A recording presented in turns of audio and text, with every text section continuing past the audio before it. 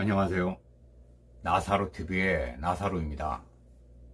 여러분, 병이 나아야 건강한 걸까요? 건강해야 병이 낫는 걸까요? 닭이 먼저냐, 알이 먼저냐, 이런 이야기였지만 사실은 그렇지 않습니다. 건강하게 되면요, 병이 나타나지 않게 되어 있습니다. 지난 영상에서 저의 식단을 공개했습니다. 제가 그런 식사를 하고 있는데 어울리는 책이 있어서 이 시간에 좀 소개를 하겠습니다. 병은 없는 세상, 음식 치료로 만든다. 이런 책입니다. 이 책의 저자는요, 한의사이신 상형철이라는 분입니다. 여기 부제에 보면요, 못 고치는 병은 없다. 못 고치는 습관이 있을 뿐이다. 이 책에 의미 있는 기록이 있어서 읽어드리겠습니다. 우리에게 필요한 것은 약이 아니라 환자를 위한 진정한 치료이다. 우리들의 몸 안에는 그 어떤 약보다 효과적인 자연치유력이라는 신비한 원리가 내재되어 있다. 진정한 치료란 인체의 자연치유력을 극대화시켜 병의 사슬을 완전히 끊어버리는 것이다. 그리고 진정으로 유능한 의사란 인체의 메커니즘을 이해하여 환자의 자생력을 키워주는 의사다. 의성 히포크라테스는요, 음식으로 고치지 못하는 병은 약으로도 고칠 수 없다. 이런 말씀을 하셨습니다. 약식동의란 말도 있죠. 약과 음식은 근본이 같다. 음식으로 치료를 해보자는 겁니다. 세포가 병이 걸렸다는 것은요, 세포가 독소에 쌓여 있다는 겁니다.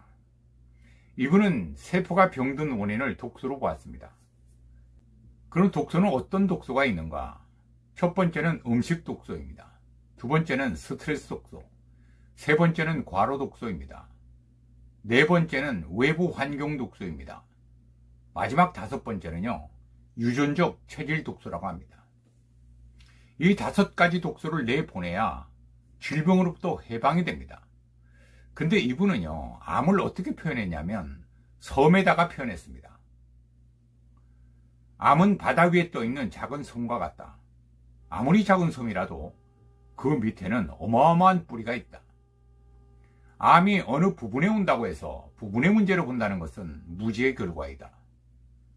암이 발견됐다는 것은 이미 몸 상태가 막바지로 치닫고 있다는 뜻으로 자연과 멀어진 인간이 순리에서 벗어나고 찾아오는 것이 바로 암이고 만성질환이다.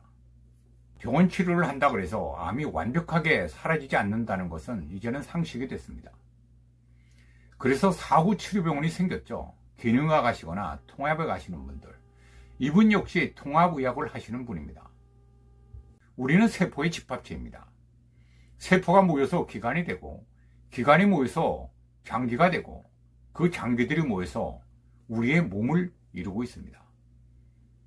그래서 세포를 건강하게 해줘야 되는데요. 세포를 건강하게 해주는 가장 유일한 방법, 저자는요, 방해하지 말라는 겁니다. 세포가 일할 수 있도록 도와줘야지, 세포가 일을 못하도록 방해하지 말라는 거예요. 그럼 어떻게 하면 되나요? 가만히 있으라는 거예요. 나쁜 거 넣지 말고. 근데 어떻게 사람이 그럴 수 있습니까? 인간이 살아간다는 것은 어느 정도의 독소를 받아들일 수밖에 없게 되어 있습니다. 먹고 마시고 활동하고 생명활동을 하는 한 독소는 들어올 수밖에 없습니다. 그래서 제가 식사를 천천히 하고 소식을 하고 되도록이면 세포가 싫어하는 것을 안 넣으려고 노력하는 식사입니다. 음식 독소를 이렇게 분석을 해놨습니다. 첫 번째가요, 생체 리듬을 무시한 식사를 한답니다.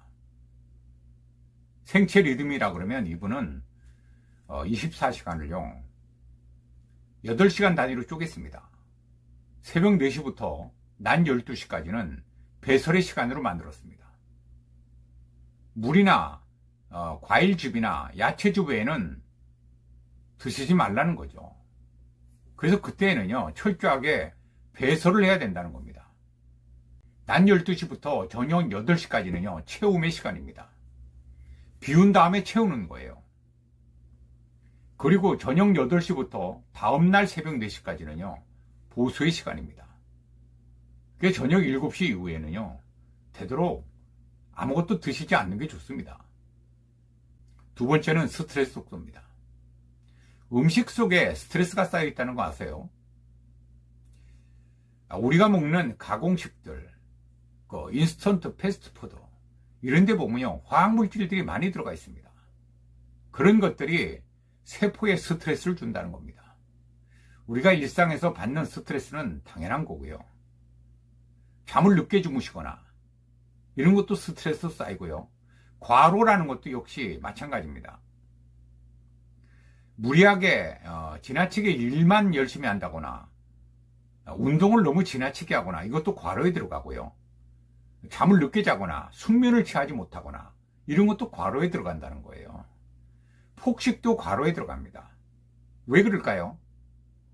음식을 한꺼번에 많이 쓸어 담게 되면요, 세포가 그것을 처리하기 위해서 스트레스를 받고 굉장히 무리하게 된다는 거죠. 그래서 과로하게 되는 거예요.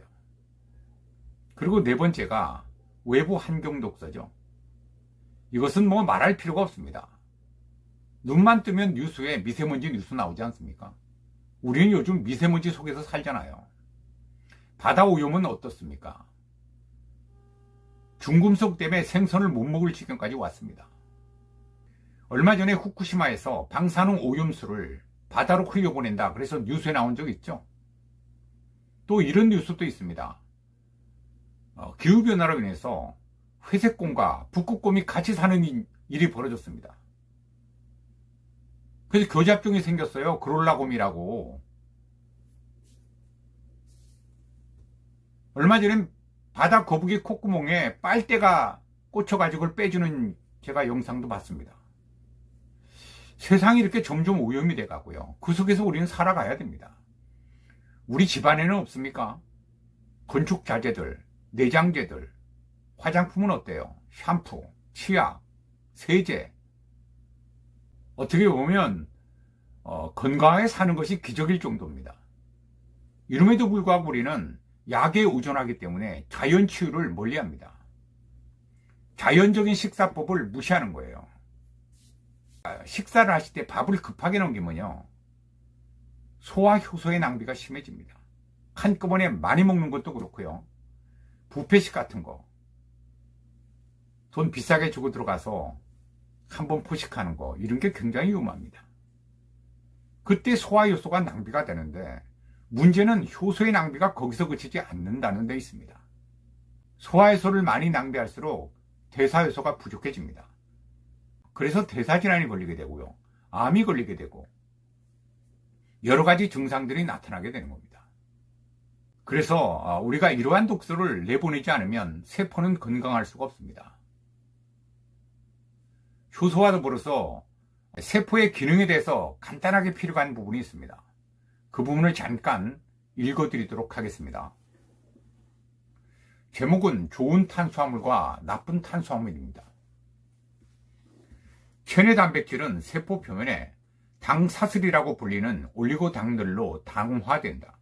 생화학 분야에서 당사슬은 세포의 분화나 암화, 그 밖에 세포 상관의 정보 전달, 생체 조절기구 분야에 있어 중요한 신호물질임을 인정받고 있다.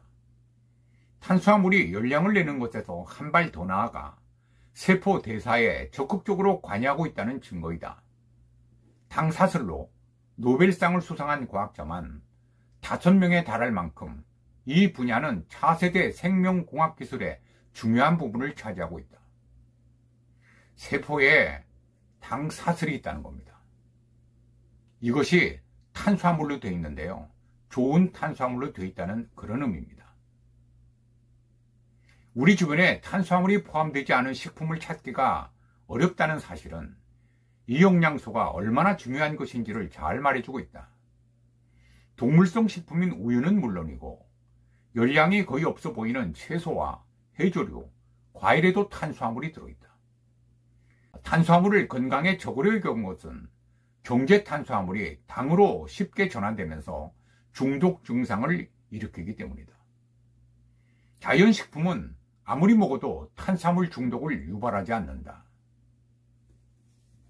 우리가 먹는 모든 식품에는요, 당이 존재합니다. 자연계는요, 우리가 모르는 당들이 200여 종 이상이 더 있답니다. 가까운 데서 찾아보면요, 자일리톨껌 잘 아시죠? 그 자일리톨이 자작나무 추출물 아닙니까? 고르쇠 수액, 달의 수액, 제가 산에 가서 많이 먹은 거, 그런 것들이 인체 세포에 필수적인 당사슬의 원료가 되는 당이 들어있습니다.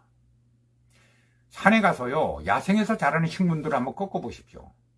대부분 하얀 진액들이 나옵니다.